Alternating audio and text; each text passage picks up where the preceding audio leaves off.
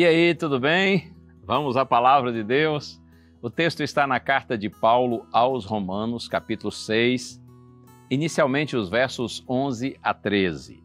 Assim também vocês considerem-se mortos para o pecado, mas vivos para Deus em Cristo Jesus. Portanto, não permitam que o pecado reine em seu corpo mortal, fazendo com que vocês obedeçam às suas paixões. Também não ofereçam os membros do corpo ao pecado como instrumentos de injustiça, mas como pessoas que passaram da morte para a vida, ofereçam a si mesmos a Deus e ofereçam os seus membros a Deus como instrumentos de injustiça. Eu gosto muito dessas palavras abençoadas do apóstolo Paulo, quando ele diz assim também vocês. Ele está aqui escrevendo para a igreja, para pessoas que já conhecem o Evangelho, que são seguidoras de Cristo, pessoas supostamente convertidas ao Senhor.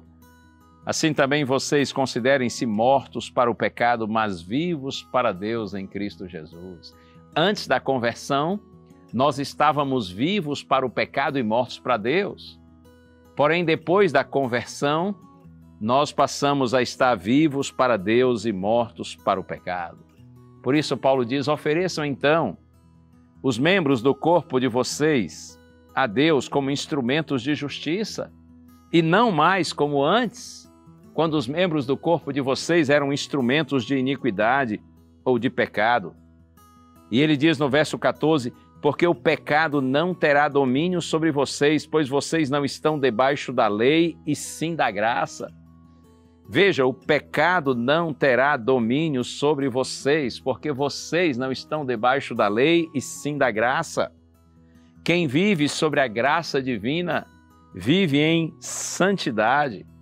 Nós não estamos mais condenados pela lei, pelo contrário, nós estamos em harmonia com ela. Acredite, a graça de Deus não é liberdade para pecar, muito pelo contrário. Quando você segura a graça de Deus, você solta o pecado. Quando a graça entra, o pecado sai. Oh, louvado seja o Senhor! Quem verdadeiramente está sob a graça de Deus, não está mais sob a condenação da lei. Pelo contrário, vive em harmonia com a santa lei de Deus. Porque a graça de Deus, evidentemente, ela nos aproxima do próprio Deus, da luz de Deus, do caráter de Deus, da santidade de Deus. E olha, antes que eu me esqueça, eu preciso lhe apresentar esta revista maravilhosa, a edição da revista Esperança, a Cura do Pecado. Aqui nessa revista, com base em textos bíblicos, você vai compreender que é possível sim viver em santidade. Apesar do pecado ter penetrado no mundo e em nosso coração, Deus tem planos para erradicá-lo, para vencê-lo por completo. Isso na experiência da humanidade como um todo e na minha e na sua vida também.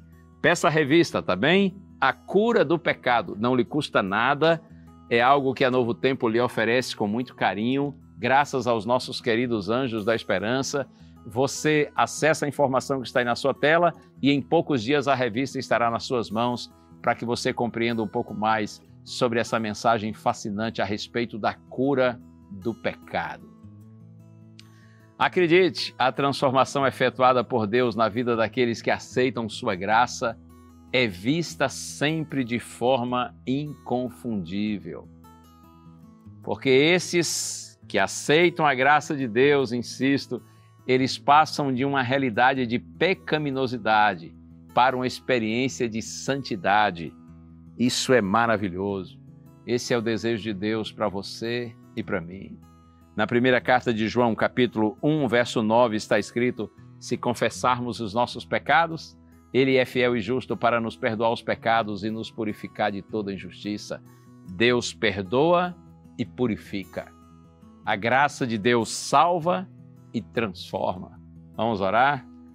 Senhor, como é bom saber que Tua graça não é apenas perdoadora, mas é também libertadora.